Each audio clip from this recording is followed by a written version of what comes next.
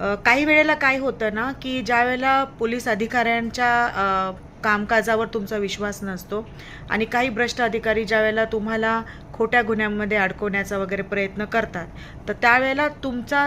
तुमच्याकडे काही पुरावे असावेत वगैरे, तर तुम्ही पोलिसांचं रेकॉर्डिंग तुम्ही करू शकता. त्याच्याबद्दल जर तुम्हाला त्या अधिकाऱ्यावर तुम्हाला खोट्या गुन्ह्यात फसवू शकतो अशी जर शंका उत्पन्न होत असेल, तर तुम्ही तुमच्या बचावासाठी आणि तुमच्याकडे पुरावा असावा म्हणून तुम्ही त्या पोलीस अधिकाऱ्याची